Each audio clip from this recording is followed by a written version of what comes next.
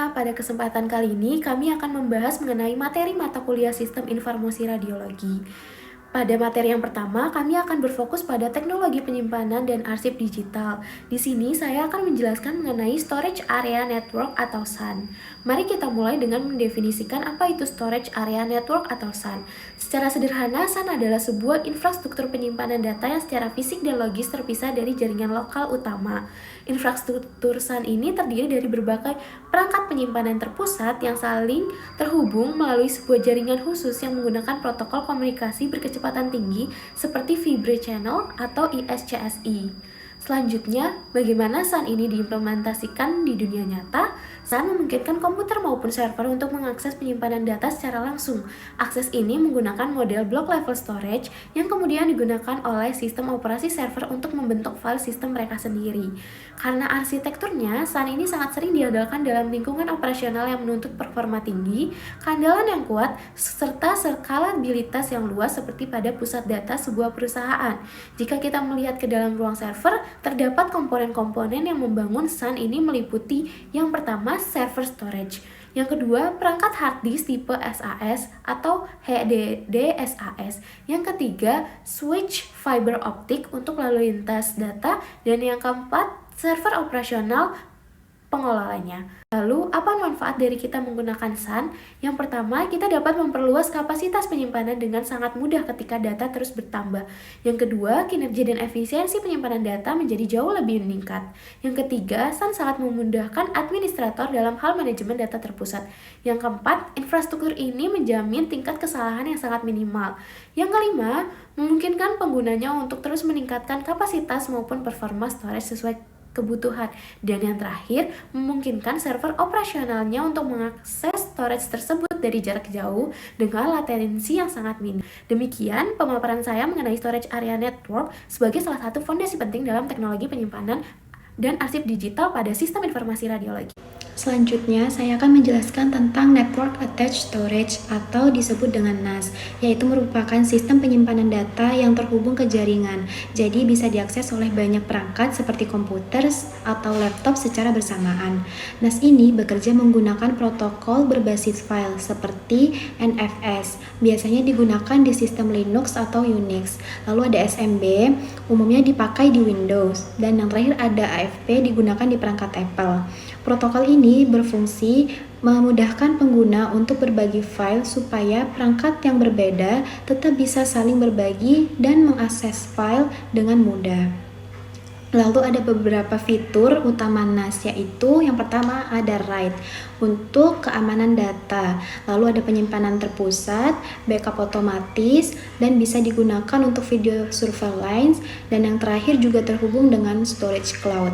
Jadi intinya NAS itu seperti hard disk pintar yang bisa dipakai ramai-ramai lewat jaringan. Lalu yang kedua ada komponen NAS. Jadi untuk membangun sistem NAS ada beberapa komponen utama. Yang pertama ada server NAS sebagai pusat pengelolaan data. Kedua, HDD atau hard disk sebagai media penyimpanannya. Yang ketiga, server operasional yang membantu pengolahan data jika diperlukan. Dan yang terakhir ada switch gigabyte untuk menghubungkan semua perangkat dalam jaringan agar transfer data bisa cepat dan stabil. Semua komponen ini saling terhubung sehingga data bisa disimpan, diakses, dan dikelola dengan mudah. Yang terakhir ada manfaat NAS.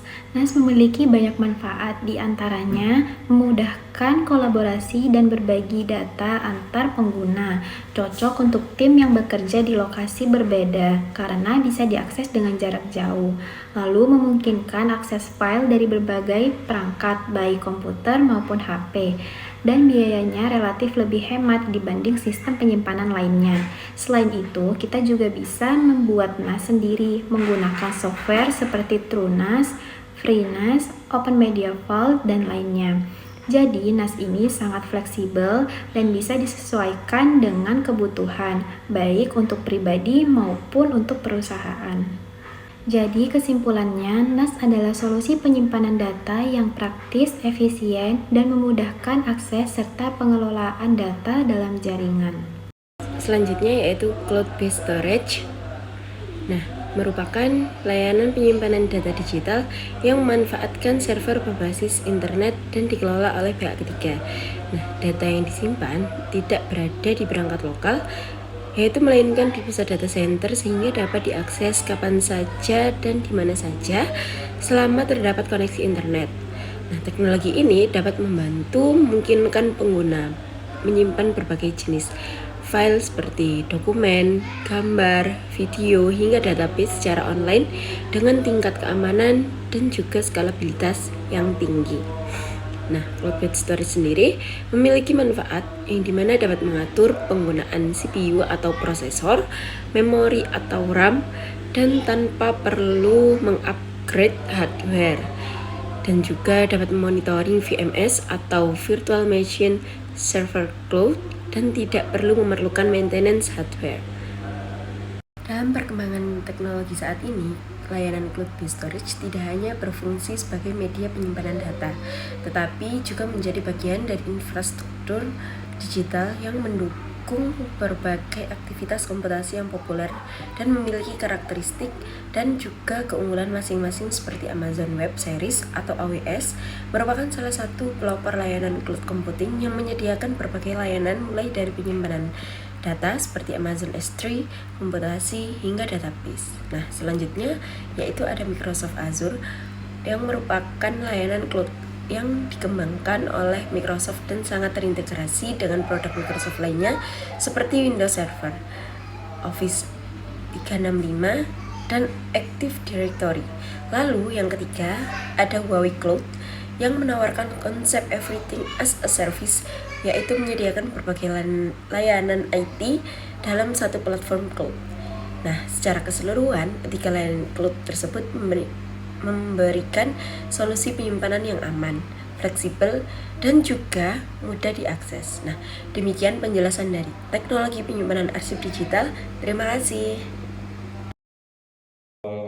Assalamualaikum warahmatullahi wabarakatuh. Selamat malam semuanya. Di sini kami dari kelompok 6 Sistem Informasi Radiologi ingin menjelaskan tentang arsitektur dalam jaringan PACS atau PACS. Oke, mulai dari perkenalan dulu. Mungkin dari yang pertama yaitu saya sendiri. Perkenalkan, nama saya Orion Bismilazi, biasa dipanggil Orion.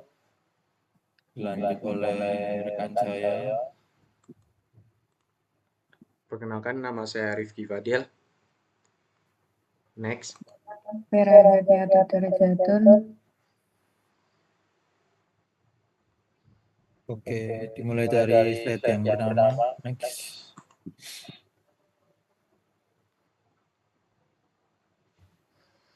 Baik, sebelum menjelaskan arsitektur jaringan pada PACS, kita harus mengenal PACS terlebih dahulu. Apa itu PACS? PACS singkatan dari Picture Archiving and Communication System. Adalah sistem yang digunakan untuk menyimpan, mengelola, dan mendistribusikan hasil pencitraan medis seperti X-ray, CT scan, MRI secara digital. Agar sistem PACS bisa berjalan dengan baik, diperlukan jaringan komputer yang mendukung mengirim data gambar medis yang ukurannya cukup besar dan cepat. Oleh karena itu, kita akan membahas jenis jaringan seperti LAN, WAN, dan VPN. Next. Apa itu LAN? LAN adalah singkatan dari Local Area Network, yaitu jaringan komputer yang mencakup area terbatas seperti satu ruangan, satu gedung, atau rumah sakit.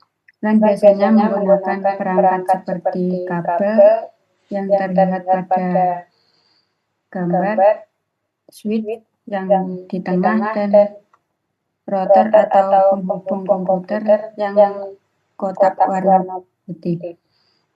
Contohnya di ruang radiologi biasanya komputer radiografer, komputer dokter, dan server PACS semuanya terhubung dalam satu jaringan, yaitu jaringan LAN. Kegunaan LAN ada kecepatan tinggi dan stabil karena jarak terbatas. Next. Selanjutnya, apa itu fungsi WLAN? Yang pertama adalah menghubungkan beberapa komputer sehingga dapat berjalan dalam satu sistem yang terintegrasi. Yang kedua, mempermudah transfer data, misalnya file dapat dikirim dari komputer ke komputer lain tanpa menggunakan media eksternal seperti flash disk atau CD. Yang ketiga adalah sharing perangkat, contohnya seperti printer biasanya digunakan oleh banyak komputer sekaligus. Yang keempat ada remote komputer, yaitu memungkinkan suatu komputer mengakses komputer lain dalam jaringan. Dalam konteks radiologi, fungsi ini sangat penting, misalnya hasil CT scan dapat langsung dikirim oleh komputer radiologi untuk dianalisis tanpa harus dipindahkan secara manual. Dengan demikian kan meningkatkan efisiensi kerja, mempercepat pelayanan, dan mengurangi resiko kesalahan dalam pengolahan data. Dengan fungsi inilah sangat penting dalam meningkatkan efisiensi kerja di rumah sakit. Next.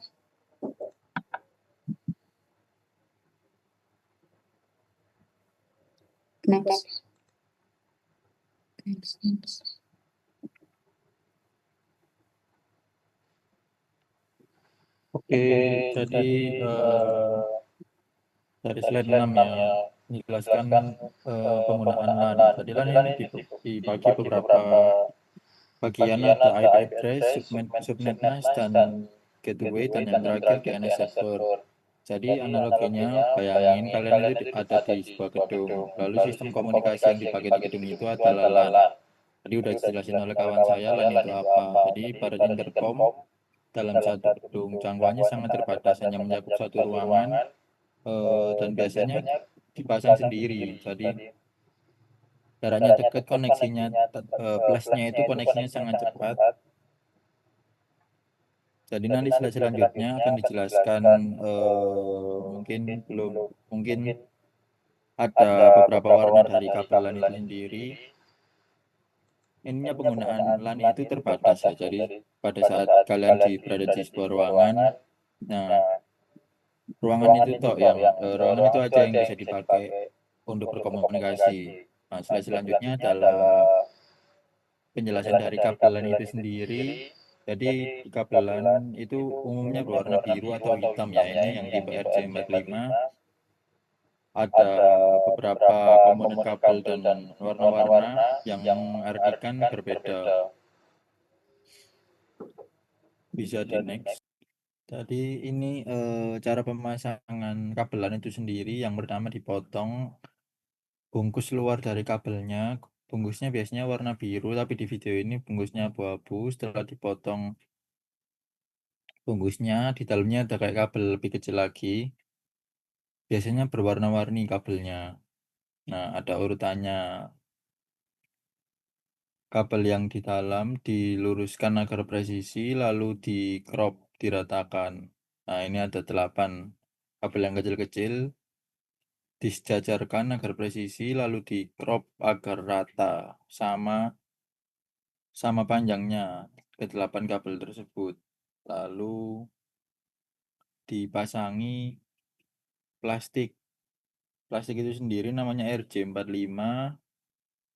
Lalu di crop lagi agar sejajar dengan plastik itu sendiri, dan selesai, kabelan sudah bisa digunakan.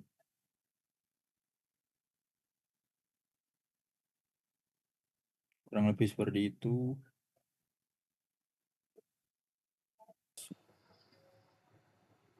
Nah, sekarang apa itu WAN? Wide Area Network. Jadi wide area network adalah jaringan seperti yang berbeda dengan LAN. Jadi wide ini bisa untuk seluruh kota ya, jangkauannya luas, terhubung dalam sistem softwarenya. Jadi ada salah satu server atau pusatnya sebagai inti WAN itu sendiri, dan bisa menghubungkan, mengkonekkan antara cabang yang lain dengan cabang lainnya, dan pusatnya ya sumbernya itu sendiri, WAN ISP ini namanya. Jadi implementasinya untuk sudah di dunia, di worldwide, cakupannya dunia ya. Oke, bisa di next. Nah, seperti yang saya jelaskan tadi, WAN itu ya itu untuk memudahkan, mempercepat komunikasi, pertukaran informasi, meningkatkan keamanan data, jadi infrastrukturnya bisa terbangun dan terpusat. Jadi pusatnya itu cuma satu, jadi disebut WAN ISP tadi. Oke, next.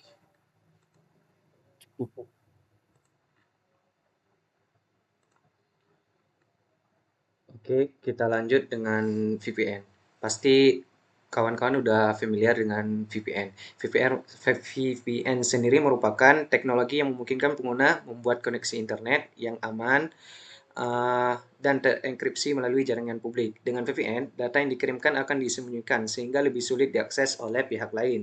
VPN sering digunakan untuk menjaga privasi dan keamanan saat mengakses internet. Kemudian, bagaimana sih cara kerja VPN? VPN bekerja dengan membuat terowongan atau disebut dengan tunel terenkripsi antara perangkat pengguna dan server VPN. Data yang dikirim akan dienkripsi terlebih dahulu sebelum melewati internet. Setelah sampai di server VPN, data akan dideskripsi lalu diteruskan ke tujuan akhir. Kemudian untuk manfaat VPN sendiri yaitu dapat melindungi data dan privasi pengguna. Kemudian dapat mengakses konten yang dibatasi wilayah. Kemudian mengamankan koneksi saat menggunakan WiFi publik. Kemudian yang terakhir menyembunyikan alamat IP asli pengguna. Dan ini beberapa rekom aplikasi VPN yang dapat digunakan oleh teman-teman. Kemudian kita lanjut dengan bandwidth dan latensi. Bandwidth sendiri merupakan kapasitas maksimum jaringan untuk mengirimkan data dalam waktu tertentu. Biasanya diukur dalam ukur Mbps. Semakin besar bandwidth, semakin banyak data yang bisa dikirim sekaligus. Bandwidth mempengaruhi kecepatan download, streaming, dan aktivitas online lainnya. Kemudian untuk latensi sendiri yaitu waktu yang dibutuhkan data untuk berpindah dari pengirim ke penerima, diukur dalam milidetik atau ms satuannya. Semakin kecil latensi, semakin cepat respon jaringan. Latensi tinggi biasanya menyebabkan lag, terutama saat bermain game atau video call.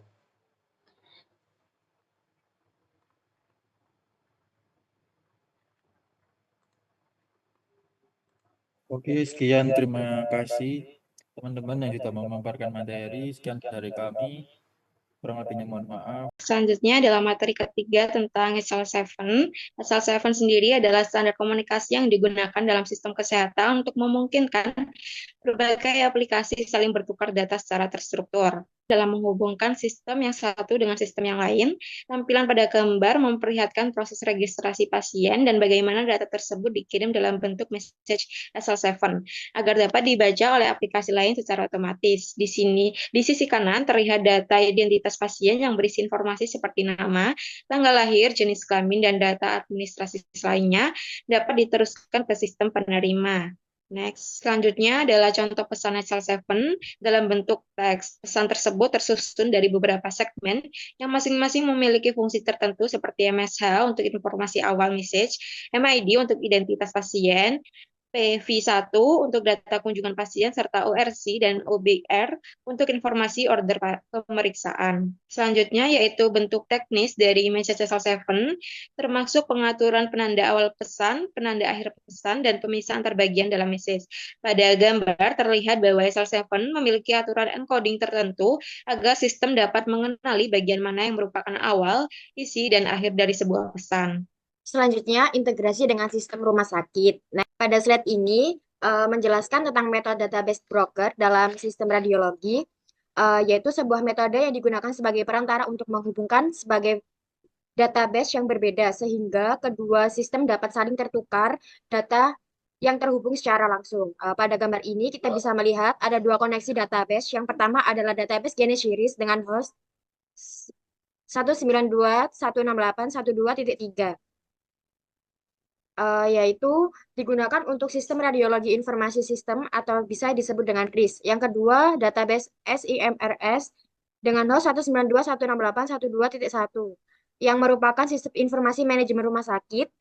Di antara kedua database ini terdapat database broker yang berfungsi sebagai penghubung penghubung. Broker ini mengambil data dari SIMRS seperti data pasien atau permintaan pemeriksaan. Next. Broker ini mengambil data dari SIMRS seperti data pasien atau permintaan pemeriksaan, lalu mengirimkan ke sistem RIS. Dengan adanya database broker ini, proses pertukaran menjadi lebih aman, struktur, dan mengurangi risiko kesalahan karena perbedaan sistem database. Selain itu, slide ini ditampilkan tools seperti Navigat yang digunakan untuk mengelola koneksi database serta jenis database seperti Informix dan DBase. Selanjutnya, example database broker. Ini yaitu diintegrasikan dari beberapa sistem seperti SIMRS dan RIS melalui database broker. Beberapa kolom ini terlihat ada nama radiolog, nama yang menunjukkan nama dokter radiologi, kode user, admin, nama user, data admin yang menginput atau mengelola data. Data ini menunjukkan bahwa database broker berhasil menggabungkan berbagai informasi dari sistem yang berbeda menjadi satu tampilan yang terstruktur. Sebagai contoh, dapat dilihat satu pasien atau satu pemeriksaan yang memiliki informasi lengkap mulai dari dokter radiolog, admin, hingga lokasi pemeriksaan. Next. Selanjutnya ada metode folder sharing.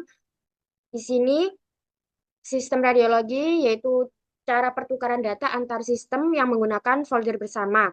Alurnya, data dari SIMRS dikirim ke folder in, RIS membaca dan memproses data tersebut. Hasilnya dikirim ke folder out, SIMRS mengambil kembali hasil dari folder out. Keunggulannya dapat mudah diterapkan dan tidak perlu koneksi. Database langsung cocok untuk integrasi sistem yang berbeda. Kekurangannya, keamanan data lebih rendah jika tidak dikelola dengan baik dan tidak real time atau potensi keterlambatan. Next. Selanjutnya ada example text file. Pada slide ini dijelaskan ada 3 format file text yang umum digunakan dalam pertukaran data sistem radiologi yaitu JSON, XML, dan INI. JSON merupakan format ringan, sederhana, dan mudah dibaca yang sering digunakan pada sistem modern. XML lebih kompleks dan terstruktur, cocok untuk menyimpan data kesehatan yang detail. Lalu yang ini digunakan untuk konfigurasi sistem atau bukan data utama. Next. Oke, selanjutnya mengenai enkripsi dan perlindungan data pasien. Secara terminologi, sistografi berasal dari kata kripto yang berarti rahasia dan grafi yang berarti tulisan. Jadi sistografi, kriptografi adalah ilmu dari dan seni untuk menjaga pesan agar tetap aman. Dalam proses enkripsi terdapat beberapa istilah penting, yaitu yang pertama plain text, yaitu pesan asli sebelum diamankan. Yang kedua, ciphertext, yaitu pesan yang sudah melalui proses enkripsi sehingga tidak dapat dibaca secara langsung. Yang ketiga, encryption, yaitu proses mengubah plain text menjadi ciphertext agar pesan menjadi tersembunyi. Dan yang terakhir adalah decryption, yaitu proses mengubah kembali ciphertext menjadi plain text agar dapat dibaca kembali oleh pihak yang berwenang. Tujuan dari encryption ada 3. Yang pertama adalah confidentiality, yaitu memastikan hanya pihak tertentu yang berwenang yang dapat mengakses informasi. Yang kedua adalah integritas data, yaitu menjamin bahwa informasi tidak berubah selama proses pengiriman maupun penyimpanan. Yang ketiga adalah authentication atau autentifikasi, yaitu memastikan bahwa sumber informasi dapat dipercaya. Oke, selanjutnya encryption proses adalah proses mengubah plain text, yaitu pesan asli yang dapat dibaca menjadi ciphertext, yaitu pesan yang sudah disamarkan sehingga tidak dapat dipahami tanpa proses deskripsi. Sebagai contoh pada slide ini terdapat kata text. Ketika dilakukan proses enkripsi menggunakan metode monoalfabet, maka setiap huruf diganti dengan satu huruf lain secara tetap sehingga menghasilkan ciphertext menjadi IKZTIVOOI. Sedangkan pada metode multi-alfabet, proses penggantian huruf dilakukan menggunakan lebih dari satu pola substitusi, sehingga menghasilkan ciphertext yang berbeda, yaitu IZNTMVZCI. Dalam sistem kesehatan terdapat beberapa contoh tipe enkripsi yang digunakan, seperti BASE64, MD5, SHA-256, dan SHA-3, serta menggunakan HTTPS dan VPN, yang berfungsi untuk mengamankan komunikasi data melalui jaringan. Selanjutnya adalah tentang kepatuhan terhadap standar HIPAA compliance. Di sini merupakan bagian penting dalam pengelolaan data kesehatan, terutama untuk menjaga keamanan informasi pasien. Kepatuhan ini berarti seluruh tenaga kesehatan dan fasilitas pelayanan kesehatan wajib mengikuti aturan yang telah ditetapkan. Next.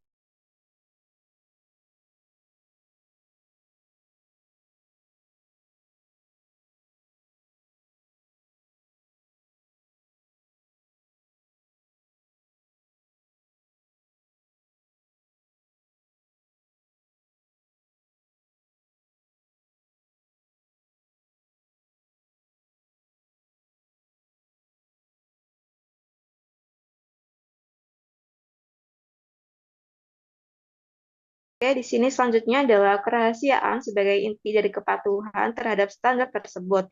Catatan medis pasien dianggap sebagai rahasia pribadi yang harus dijaga karena di dalamnya terdapat informasi penting pasien. Terdapat dasar hukum yang mendukung kerahasiaan rekam medis, yaitu Undang-Undang Republik Indonesia Nomor 29 Tahun 2004 tentang Praktik Kedokteran, Permenkes Nomor 269, Menkes per 3 2008, dan Permenkes 24 tahun 2022. Tujuan utama dari kerahasiaan ini adalah agar pasien mendapatkan pelayanan yang aman dan nyaman, privasi tetap terlindungi. Next, selanjutnya yaitu tentang pelanggaran terhadap data rekam medis pasien dapat menimbulkan sanksi pidana, sanksi administratif, dan sanksi perdata.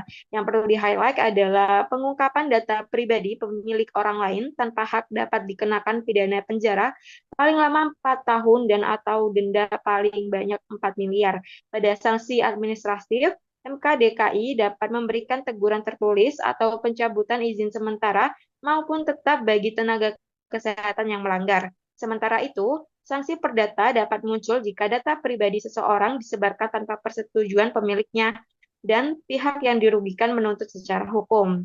Next. Selanjutnya di sini ada studi kasus. Yang pertama yaitu studi kasusnya, salah satu keistimewaan bekerja di bidang kesehatan adalah memiliki akses ke informasi kesehatan keluarga dan teman kita sehingga kita dapat mengetahui bila mereka sakit. Pernyataan tersebut yaitu jawabannya ada salah. Next. Karena nakes tidak mempunyai hak untuk mengakses informasi kesehatan siapapun, termasuk anggota keluarga kecuali diperlukan secara langsung untuk menyelesaikan tanggung jawab pekerja nakes terhadap pasien. Studi kasus yang kedua, Dr. Agus meminta Nrestia, seorang perawat, untuk menampilkan hasil lab pasien di layar komputer. Dr. Agus melihat sekeliling dan tidak melihat staf atau pengunjung lain di area tersebut. Ia meminta Nrestia untuk memutar monitor sehingga ia dapat melihat rekam medik. Tidak ada orang lain di sekitar meja saat layar diputar ke arahnya. Saat Dr. Agus selesai, Nrestia memutar layar kembali menghadap ke arah yang berlawanan dari pandangan publik. Benarkah Dr. Agus dan Nrestia melanggar privasi pasien dengan memutar layar dan melihat hasil lab? Jawaban tersebut yaitu salah. Next. Selanjutnya studi kasus yang ketiga.